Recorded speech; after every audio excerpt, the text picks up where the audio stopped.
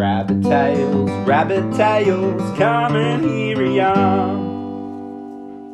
We have to go back to 1971 a little bit, Tim, to set up a couple of little preambles to that kind of moving into 72. Yep. And the two things I wanted to touch on in 71 was the first one was my mum moved to Broadbeach, and my sister lived in Coolangatta. I think we touched on that. She lived in Victory Flats with a boyfriend where all the Narrabeen guys used to come and stay, and it was really awesome. But my mum moved to Broadbeach, and I call this my Forrest Gump era because I used to walk to school at Miami High School. It's about 4 kilometres each way. Mm. But on the way to school, often I'd stop at Andrew McKinnon's house at his mum's place, and we'd have a surf at Mermaid Beach. We'd come in, and Andrew was really New Worldish, ahead of trends and meditation. He was in a lot of things actually, but we'd have, pure orange juice and muesli and, all this new age classic organic food. And then he'd get in his car and drive to school at about 5 minutes before school started. And I was adamantly continuing on my walk because I was against getting in any kind of transport for some reason. But that's where I started developing this daydream of mine about the vision for pro surfing.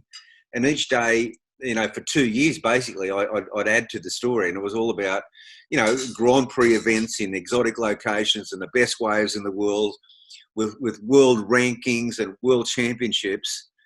And there's actually a fence at Kirra that's still there today that I used to walk along. It's the width of a brick. Mm. And I'd walk along it, and then I'd have to jump to the next section. And if I made that jump and landed with my balance, then that represented one leg of the tour. And then there was about 5 or 6 different gaps. And if I made it right to the end, which I very rarely did, then I won the world championship. And Mark Richards must have had a fence too, somewhere along the line, and he made it to the end a lot more than me. But it was just classic how I had it, it was a real thing. It was really difficult, to make. Mm. And often I'd fall off just before the end and come second or third in the world championship, which true to life I did. Yeah. But anyway, that was all part of my daydream, So that was one thing. But then the other thing was I would often get to school late, and the one thing you could always tell about the school at the time, surfers, they'd always get to school late, they had their hair long, and there was always, you could tell where they were sitting because there was always puddles of water underneath their chair because they'd all just come in from surfing, Yeah. And my routine was I'd get to school about half an hour late, hang out for a while, and then decide to hitchhike down to Kirra. And I was really abusing the system, quite full on. And one time I'm straight out in front of the school hitchhiking, and a teacher came out and said, "You, Bartholomew, get up to the principal's office." And the principal at the time was a tough guy, Bill Callanan, and he was famous for giving the cane.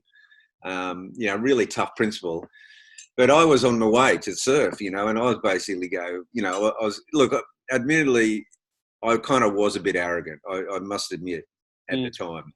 And I turn around to the teacher and go, you go and see the headmaster, which was really poor form. But that's how kind of arrogant I was. And hitchhiked down to Kirra and go surfing. And okay, the next day, the headmaster came down and actually got me out of my class, walked me up to the office. And he sat down. I thought I was going to get the cane, big time. I deserved it. And the cane was, this big rod of cane, and they'd whack you over the knuckles with. And on a winter's morning, it hurt, and yet it had to be really good surf to wag school because you're getting the cane the next day. Yeah. These kids today with the sports excellence programs and that, this is what I used to get the cane for, going surfing. But he got me up into the office and he sat me down. He said, "Rabbit, what do you want to do? You're in and out of school all the time. You're going surfing." He said, "What do you want to do?" And he was an adult, and I just said, I told him what I want to do. I said, I want to be the world's #1 ranked surfer. I want to be a world champion surfer. And I was waiting for that look of scorn. I was waiting for him to go, you're a joke. You're kidding. I'm going to get the cane out. You're going to cop it. And instead he said, I'll back you. Wow. And I couldn't believe an adult was saying, I will back you. Mm. He said, the deal is you come to school, you do your work, you're polite to the teachers, you're all that, and I'll let you go surfing. I'll give you time to do your surfing and your training when the surf's good. And, we were just down the road from Burleigh Heads, and his son Dennis became my best friend, and and we all would go surfing at Burleigh, and, it was kind of got away with a fair bit there. But the other thing that happened in 1971 was a movie called 5 Summer Stories came to Coolangatta, because in my daydream, that was how I could work out how I could do it. In dream, I became a champion.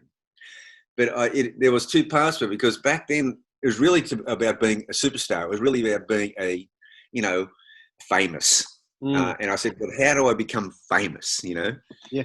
And so when this movie 5 Summer Stories came to town, I went and watched it with all the Narrabeen guys. I'm sitting there and I'm watching it, and I was wondering if they were seeing the same thing I was seeing.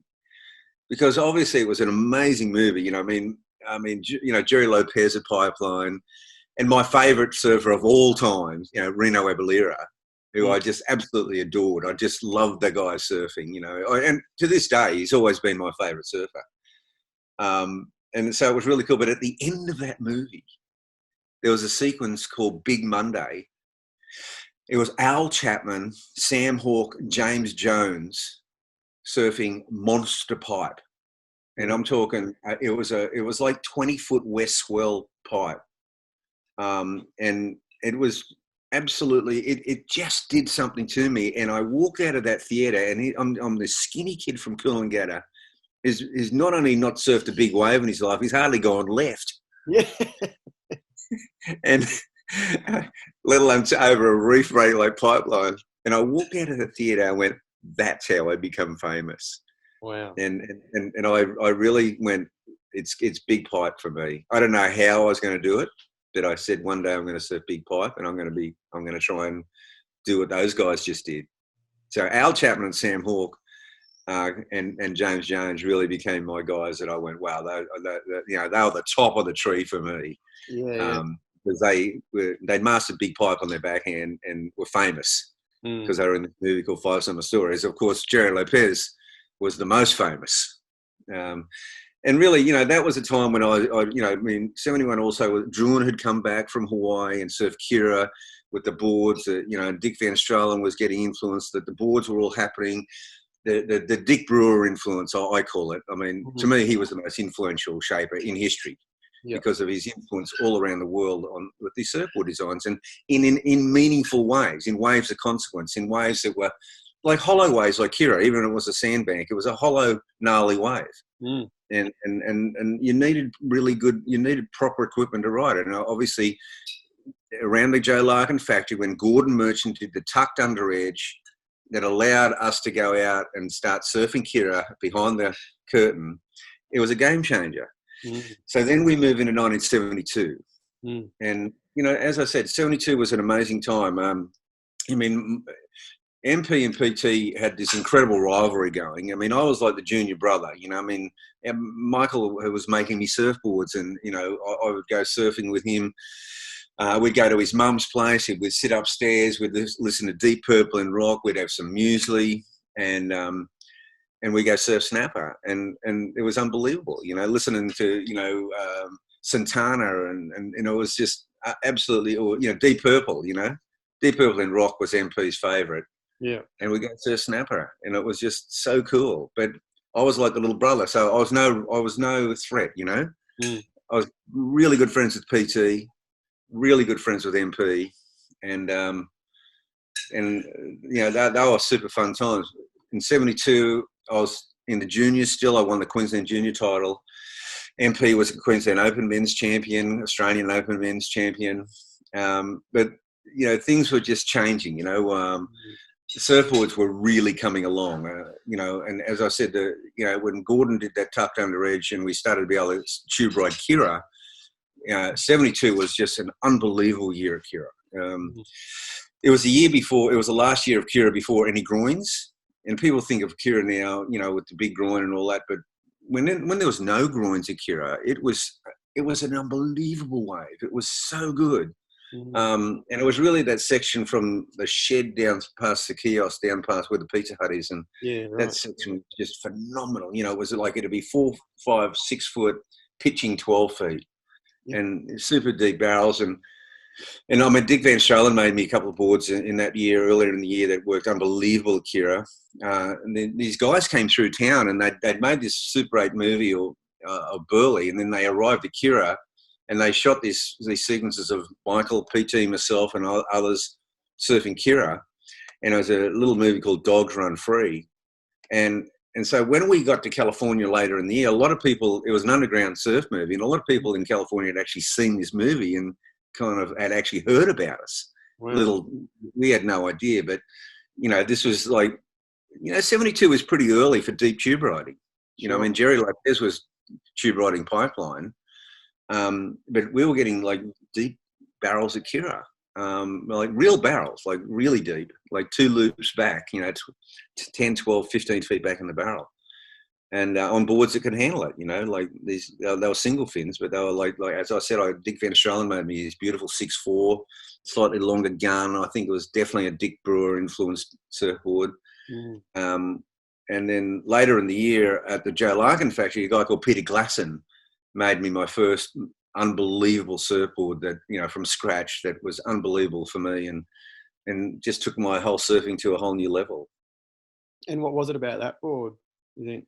Well, it was just it was this little it was a round board, a round tail board, and it was even though it was 6'6", which has seemed so long, it was just so good in all conditions, you know. And it was, what was really, really good was that I started to, you know, I was so influenced by watching Wayne Lynch surfing, those figure eights he was doing on the wave. I mean, there's a better word for it, a better description for it, but it was just that perfect surfing. Like, he was just doing these unbelievable loop surfing with complete fluidity, but radical at the same time. And that had a big influence on me. And so I was starting to do these beautiful roundhouse cutbacks and linking all, you know, sections together. And this board really took me there. And I felt like, you know, I was 17 years of age, and I felt like, you know, when I was 15, would I have got a scholarship at the High Performance Centre? No, not really. But when I was 17, going on 18, I felt that I was suddenly doing world-class surfing. And I just knew it within myself that I'd gone to another level. I wasn't at MP's level. I was at that level underneath it, but I was formulating my own approach and getting some good barrels at Kirra, and it was all coming together. And so, what was the path into that Australian team for the San Diego World Titles in '72? Well, the path was they took a combination of 71 and 72 results, and it was the World Titles in San Diego was only an open men's event. You know, there was no World Junior Championships and nothing like that. It was just open. And so really the Australian team was going to be, I think it was like 10 open men's and 2 juniors that made the team. And the path in was through the Australian titles. The Australian titles in that year was held at Narrabeen. In 72 was held at North Narrabeen. MP won. And it was a new team. It was just like this, as I said, it was the generation before, which were all my idols. Had made a huge exodus. You know, Nat Young had gone off with the Beatles to find his guru in India, and Peter Druin had gone to, you know, he actually went from the Marlon Brando surfing to Marlon Brando. You know, he was doing an acting course. Midget had gone into the industry, was making, you know, midget surf blanks and obviously in the surf industry, but, you know, was not competing anymore. Keith Paul, I think, was on that cusp. Ted Spencer had gone to, you know, the Hare Krishnas and was dancing for Krishna. You know, it was just this massive excess. Wayne Lynch had gone to just gone bush. You know, like he gone to the back hills of Victoria to get away from the whole world. Because he liked to surf down at Joanna and all that by himself. You know, just him and the great whites. So it was just a wild time, you know, and there was this new crew came through. As I said, the Narrabeen crew, really dominated by the Narrabeen crew and the Queensland crew. Yeah. The Narrabeen crew, you know, Cole Smith, Tony Hardwick-Wicker, Mark Warren, Dapper. You know, there was a bunch of other really, the Hoogeveen brothers. I mean, there was just a bunch of good surfers from Narrabeen. Yeah. Young Steve Cooney, and then the Queensland crew was, you know, Peter Druin and Paul Nielsen, and and Druin had just also left the scene. So Paul Nielsen had been Australian champion in '71, and so he was a big part of the 71-72 era. Paul and Rick Nielsen. There was Terry Fitzgerald, of course, from North Narrabeen, who'd also spent time up here. But I say, like, Cole Smith and Terry Fitzgerald were like the senior guys in the team. And they were just young men, really. Mm. Peter Simon Anderson, Mark Richards, Peter Townend, Mark Warren, Dapper. It was a very young Australian team that went over there for the San Diego to the world titles, and that was just the most amazing experience you could ever imagine. It was the wildest thing I've ever experienced. Like arriving in California, Ocean Beach, California, in 1972. We saw America coming down from the Summer of Love. Yeah. Right. On the other side of the Summer of Love, it was like, the Summer of Love was all about psychedelics and dropping acid and, and the beginning of the hippie movement and freedom and anti-war and all that. And then by 72, it was more like, it's just seemed like they were just coming down, I'm not sure what drugs they were using at the time, but I mean, you could tell when people ask me about what it was like in San Diego in 1972, I say it was Woodstock meets Cheech and Chong. It was just this wildest scene of people walking around just so spaced out. Thousands of people just spaced out. It was really wild. Yeah. And amongst that all, they had a World Surfing Championships. Yeah.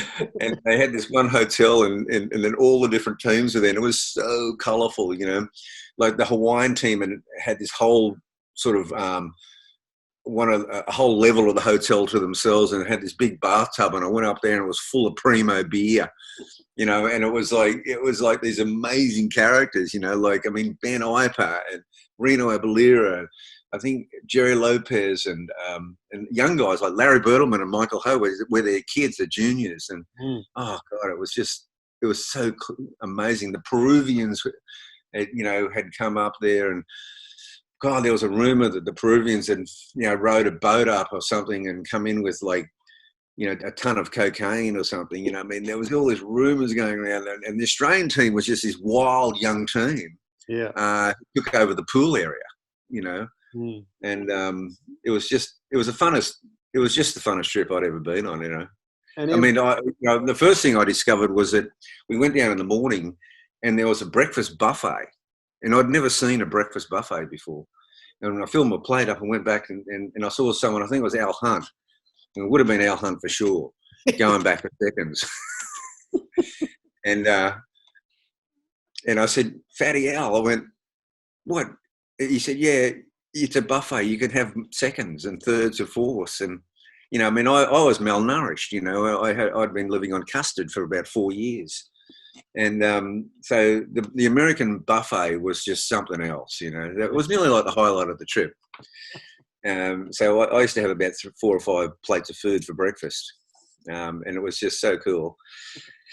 But the team, like, the contest was going on, and it was crazy. It was just really a wild thing. I mean, the American team with David Nueva pulled up in a Jaguar and got out with a fur coat on, this, like Hollywood glass. And he seriously, I said, that is what a superstar looks like. It was so cool. And Corky Carroll was just larger than life, and there was guys like Mike Purpose and Drew Harrison. It was that era, Yeah. And there's that story of David Nueva having his board stolen and hung from the pier with a knife stuck in it or something. Is that right? It was an amazing scene. We all rocked down the beach this morning, and there's David Nueva's board, like his favourite board, hanging off Ocean Beach Pier with knives through it and just some writing on it. And it was just so symbolic of, that California had gone underground. You know, it was anti-contest, anti-Vietnam, anti-everything, and anti-superstar in a way. You know, it was at a really low point in some regards. It took years and years and years for it to re-emerge again, really, into world surfing. It was just very different, you know. Yeah. But we got, you know, I was staying in a room, and PT was there, and PT and I and MP had been surfing on Coolangatta Shore Break to get ready for the surf in California, which was very good training.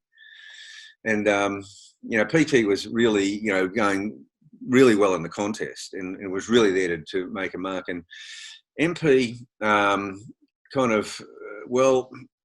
between Dogs Run Free and a couple of other things, people had heard about him, and PT finally came along to my room one day and said, look, you know what, who's prepared to change rooms with me? I cannot live with Michael Peterson anymore.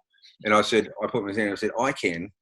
And so we swapped rooms, and I moved in with MP, and I think there might have been someone else in the room, but I think they left too.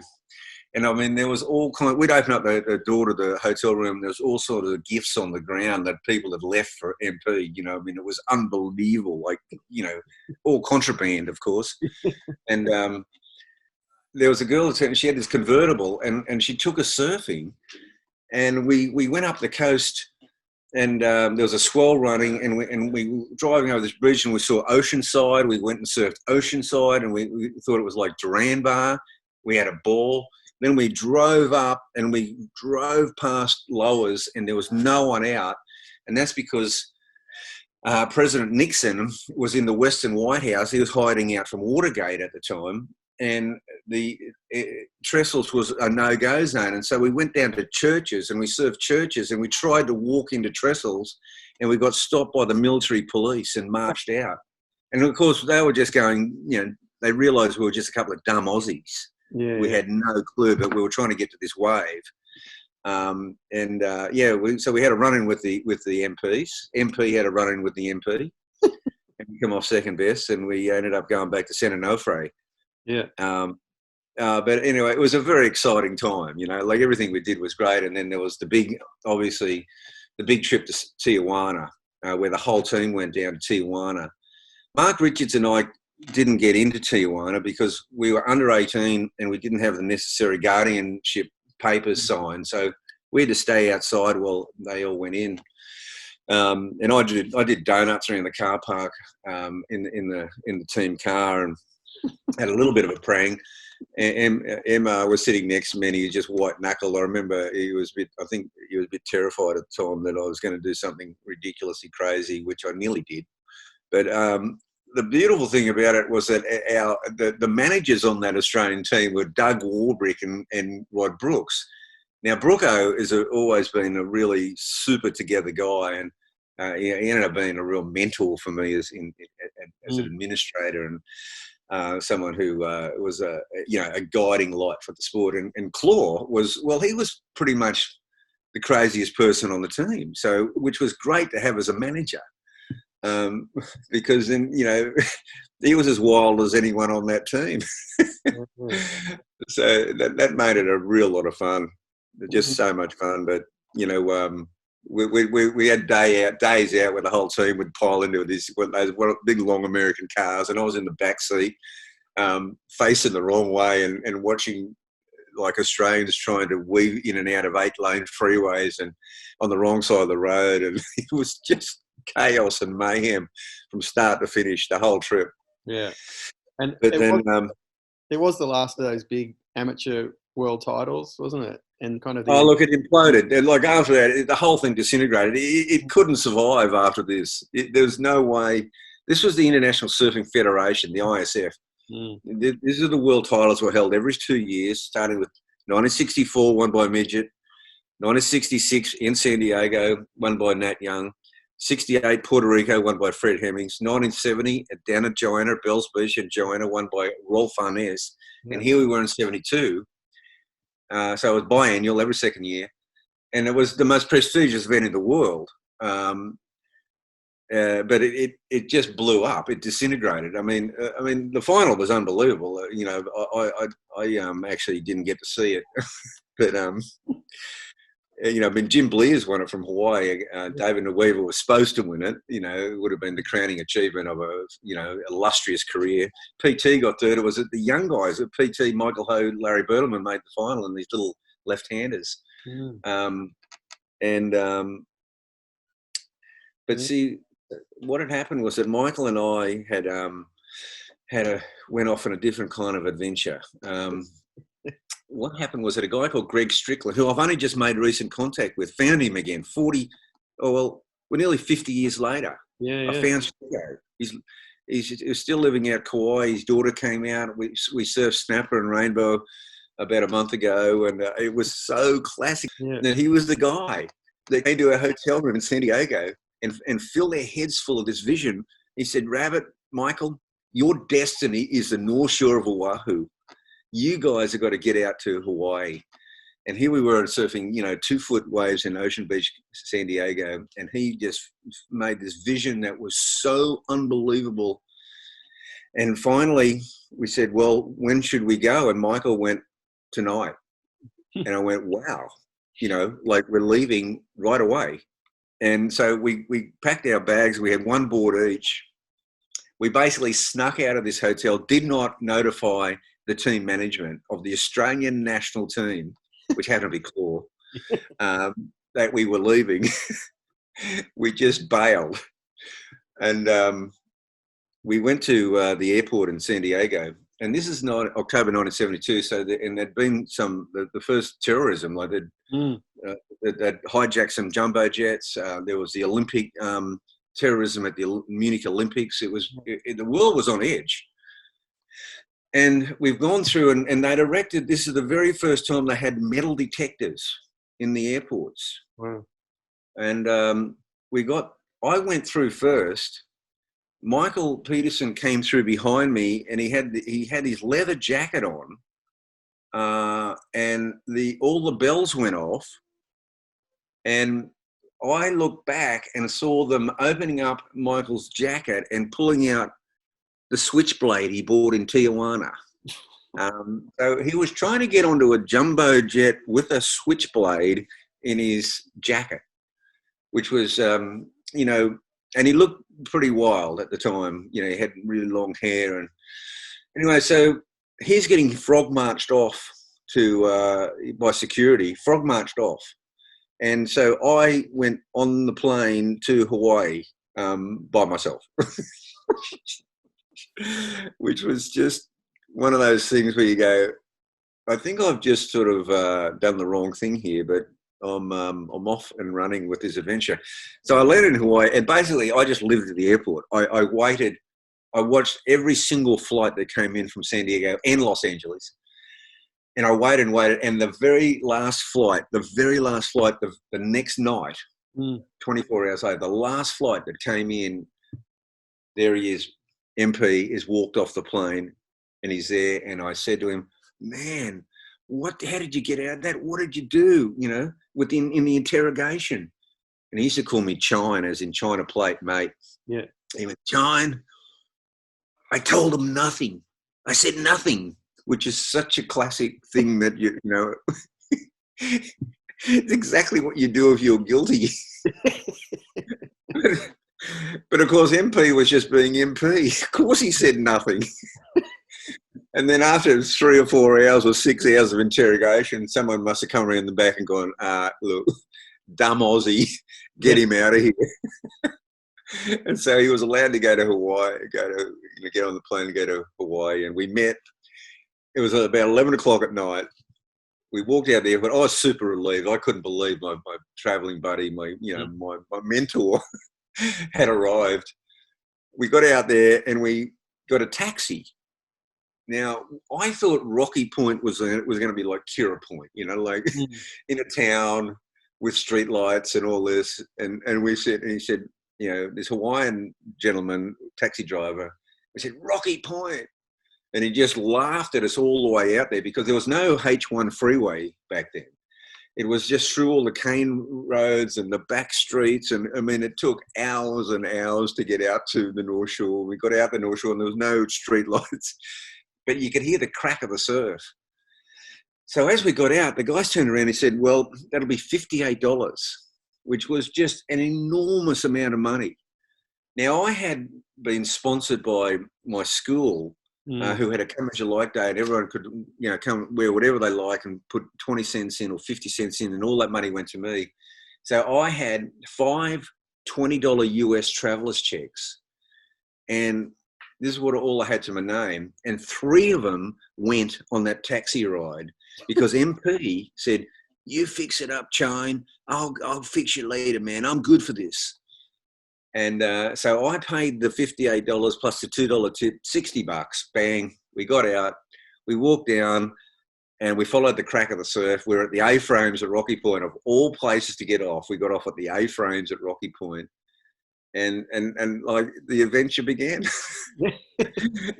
The adventure began. We basically just slept under a tree the first night in these bushes. The bushes became part of my life in Hawaii. But but that was an amazing thing. We woke up in the morning and see. This is the full macho era. This is the era where it is big wave riding and nothing else. There's no hot dogging. There's no off the wall fun. Like, it is just macho, waiting for the big waves. And we don't know this, of course.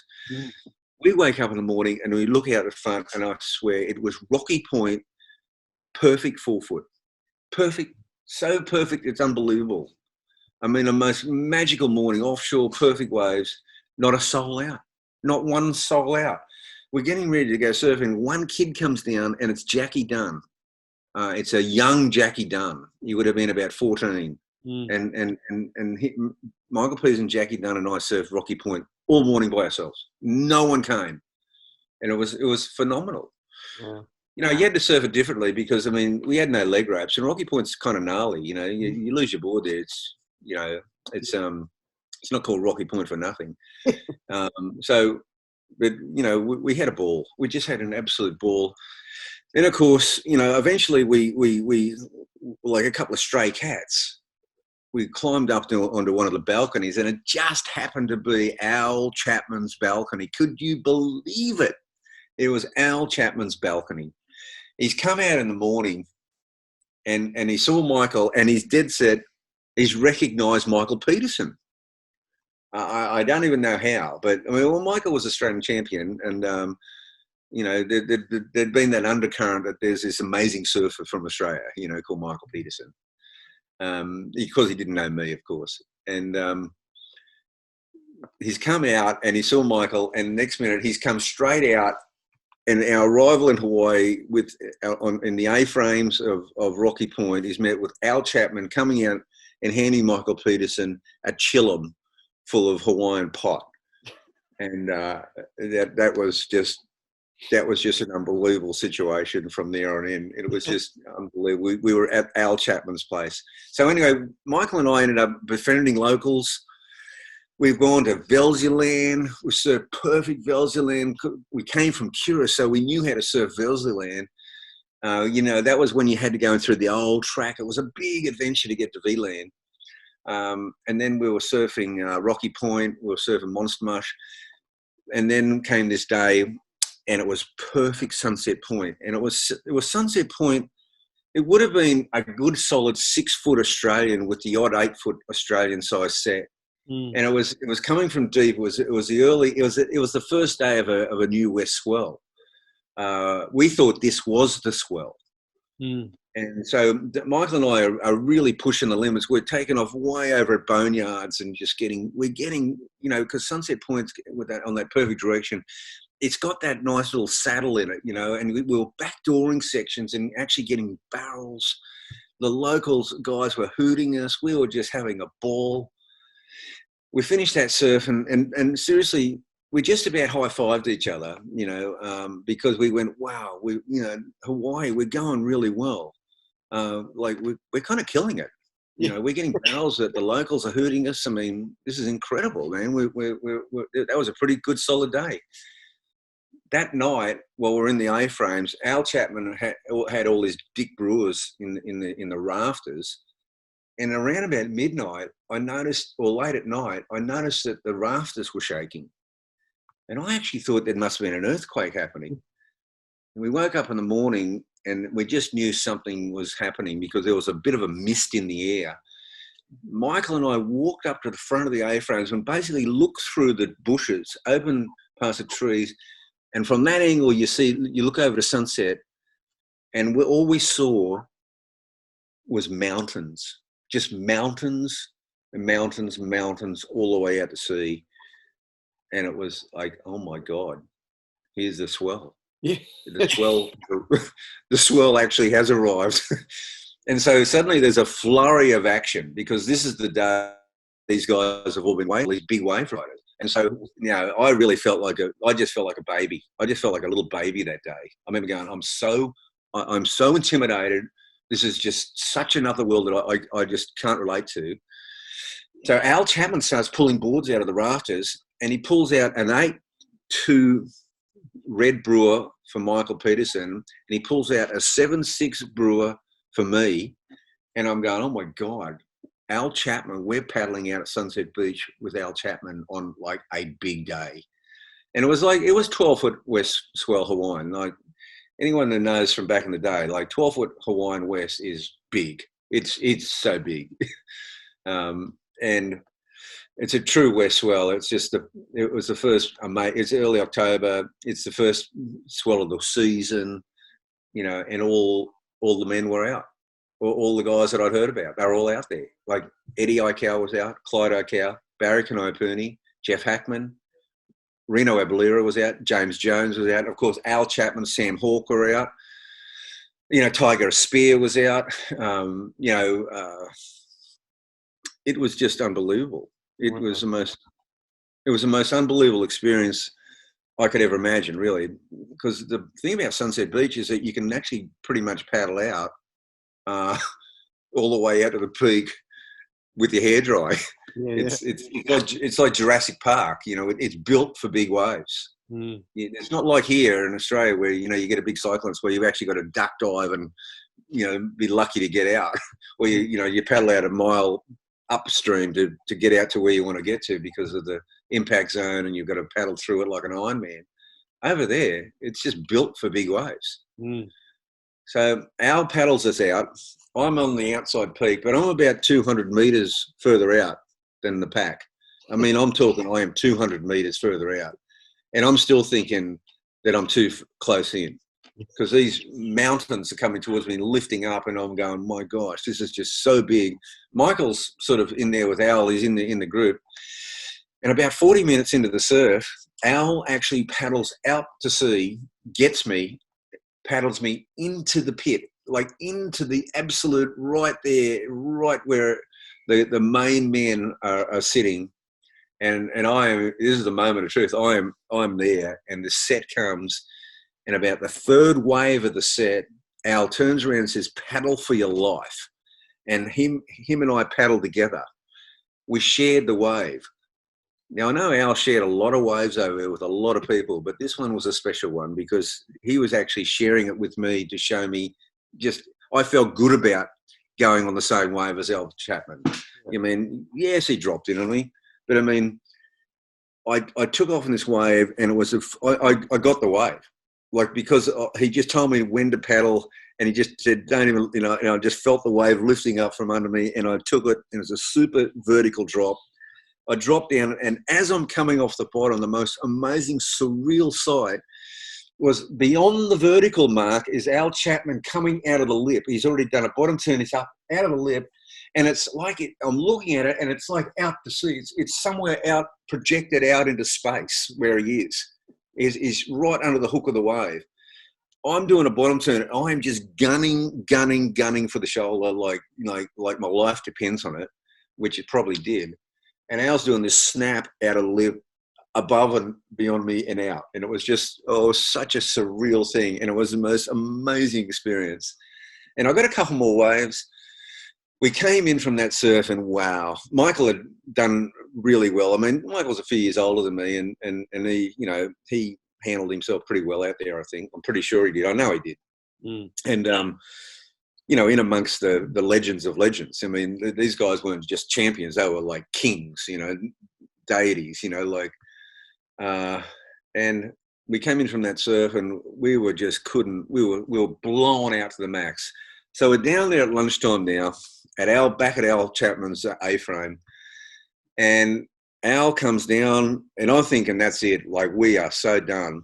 And then Al comes down, and he comes up to Michael and me. He goes, guys, here, take this mescaline. We're going to go and surf pipe. I couldn't believe it. Of course, we didn't do it. It was just beyond belief. But we said, we'll come down and watch you surf pipe, Al. So next minute, it's 12-foot west swell, the most amazing thing you've ever seen. We've walked down with Al Chapman. Michael and I are sitting up, and we're hidden up in the sand dunes behind a bush, back in the bushes. And Al's paddle out, and we're watching Al Chapman, Sam Hawke, Gerry Lopez. It was unbelievable, man. It was the most amazing thing I'd ever seen. It was so cool. It was like watching that surf movie back in Coolangatta. It really was. It was real life. I mean, all the people that were featured in that surf movie were out there surfing and getting amazing waves. And it was 12-foot pipe. I mean, it was really challenging pipe. It was hard offshore. It was really solid. Gerry was dominating. Al was doing the hooded owl ornament. Yeah. I mean, he's high on mescaline, and he is just getting surfing, he's basically seeing God. And it was so cool to watch. It was just so cool. And then we look a few hours into it, we saw this little group trundle down the beach, and it just looked completely alien. And they all had green and gold trunks on. And Michael and I, to our horror, went, "Oh my God, the Australian team's arrived." And it was this little 6-pack of narrabeen guys. There was one of them had a surfboard, and so the six. It was Mark Warren and Simon Anderson and Grant Oliver, Tony Hardwick and Cole Smith. I think Fatty L was there too. And Cole Smith was the only guy with the surfboard, and Cole is going to surf pipeline. Oh my God, look at this. And so he's gone down there, he's paddled out in the green and gold trunks, the Aussie trunks. He's paddled for a few waves, and he's missed them. And then finally he's taken off on this wave, and Cole was so famous for, he had this thing where he used to do these bottom turns halfway down the face and then just rip it off the lip. I mean, he was famous for doing it. I don't even know how he did it, but he used to do it. But unfortunately, he tried it on this wave at Pipeline. And as he went to just turn, instead of just taking the full drop, he went to do a turn about halfway down the face. And next minute, his board was spinning out into thin air. Just went out into thin air, twirling in the wind. And he was like a cat clawing into the face of this wave. Like he had his hands in the face of the wave, and he really didn't want to be there.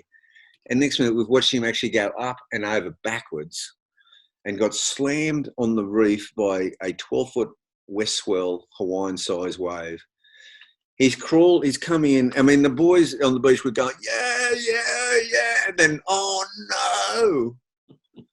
And then he's come in and he was broken. He had hurt his back. He crawled up the beach. They basically carried him off the beach. And that was Cole Smith in Hawaii. Yeah. That was it.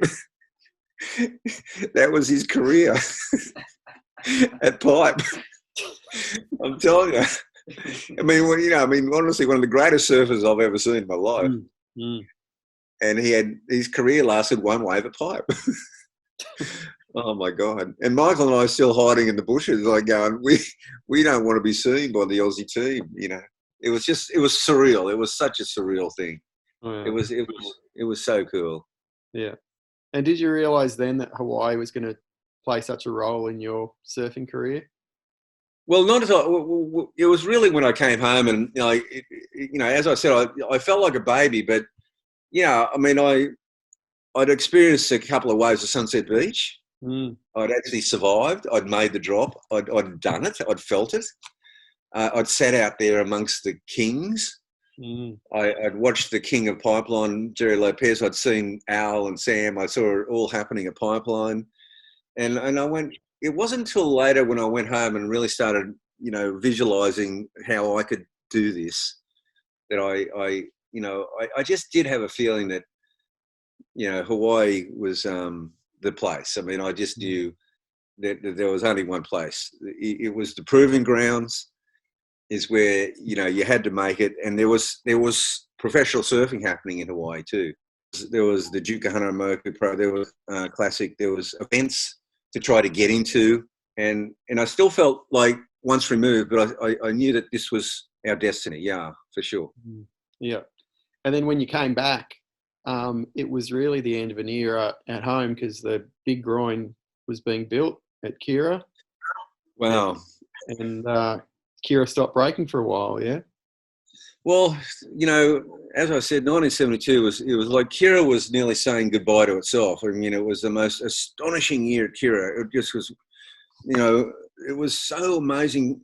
Kirra broke so many times, and it was on the perfect bank, and it was always pitching way more than it was high. It was 6 foot high. It was pitching 12 feet. We were getting amazing barrels.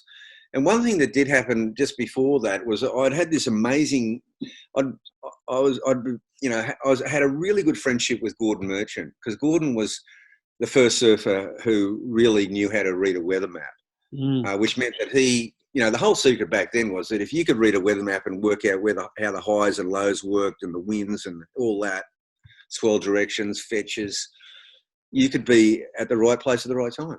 And that was the whole deal. And we had all these amazing waves. We had Burley, we had Kirra, we had Lennox Head, we had Angara, we had all these incredible waves in our sphere. And if you could, Broken Head in the pass, I mean, if you're on it, you could be at these breaks early in the morning and get it to yourself. That's how gnarly it was. Yeah. And Gordon was a master at it. Gosh, no one could read a weather map better than him. And so he'd befriended me, and we were good friends from Burley, basically, and then Kirra, and surfing Duran Bar, and Gordon's a really good surfer, and he was working at the Joe Larkin factory, so I had he's always been great to have a rave with, and we talk about all kinds of manner of things. But this one day after Kirra, it was the last swell of the year at Kirra, and we came in. It was such an amazing swell, and because I lived up the coast, he'd often give me a ride home, and I'd lived a lot of time with my sister in Coolangatta and Kirra, but my mum lived up the coast, and sometimes I had to go home. And so this day finished, and Gordon came up to me and said, "Well, Rab, what are you going to do next year?" He said, "You're year 12. What are you going to do with your life?" And I looked at Gordon in like kind of astonishment. I was going, "Hello, I'm going to win. I'm going to go on a world tour, and I'm going to be a world champion surfer, and I'm going to be famous." And Gordon looked at me, and he went, Nah, Rab, not in your time, mate. It won't happen in your time."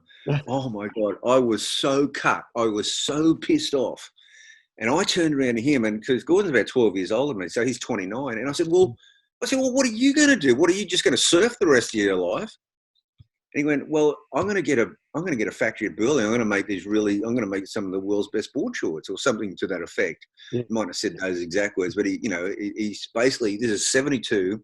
You got to remember Billabong began in 73. Yeah. Pre-Billabong. And he basically told me he was going to do Billabong without saying it. And I was so pissed off. I remember storming off, and then I sort of doubled back and went, well, look, is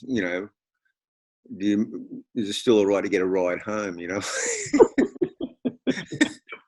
But I mean, like, the fact is, Tim, we were both completely 100% correct. Yeah.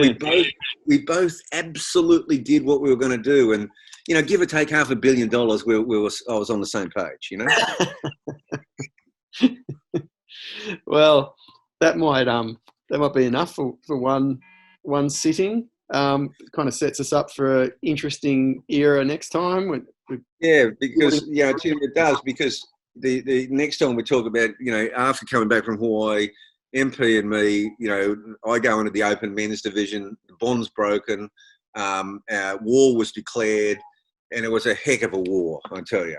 So, that's a beauty. Yeah.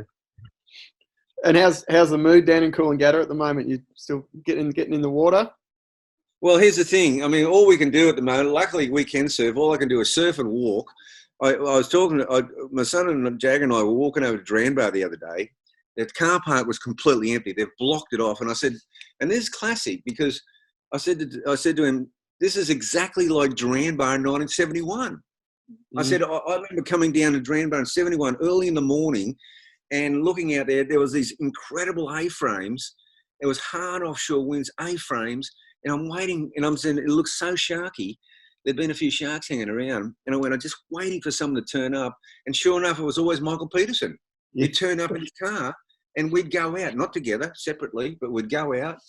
And of course, there's only two of us out there. And of course, he would still fade me on the first wave, but that's all right, because we were 50-50. The odds had gone to 50-50 on the sharks. So I was quite pleased. And of course, surfing with the great Michael Peterson was always special, So but that's serious. Like, that's what it looked like for, I was saying to Jagger, but then we walked over the sand dune, and there was 120 guys out, and about 70 Brazilian backpackers. And, I just about retreated back to the car park to my daydreaming. But look, we are surfing, Tim, and it's nice that we can still go in the ocean. I'm very, very appreciative of that. Yeah. And how are the boards going? We mentioned last time you got this range of boards with your old mate Nev Hyman. Look, they're going fantastic. I'm still, haven't gone all the way down to the little 6-1 yet. He's done me a beautiful little 6-1, but I'm still sort of frothing along. As I said, I've been out of the water a little while. I'm getting my surf fitness back. It's great to be able to go out there every day. I'm basically just jumping in off the wall D-bar, surfing all the way along D-bar, paddle around the froggies, paddle around the snapper. That's my morning. Beautiful. But the boards are awesome. I mean, I'm having a ball, and I'm going to get on to Nev, because I think I need about a 6'3" right now. Yeah. Yeah. Excellent, Bugs. Well, good to talk to you. And take care. Cheers, mate. Yeah, I think, in the next week or so, we might start ringing up a couple of friends from the, Tall Tales and True from the legendary past, and, make a few phone calls and get a few other people involved, and it'd be great, See if they want to have a chat with us, We'll see. Mystery guests? Yeah, absolutely. Right. Nice way to pass pass half an hour, for sure. Yeah. Hope everyone's holding up all right out there. Yeah, I reckon. Yeah, well, we've all got to get through this together, and all around the globe, I know different people are facing different things with closures of beaches completely, and that's really tough. But look, hopefully, let's be optimistic on the other side of this. No one's going to celebrate more than surfers, that's for sure. Yeah.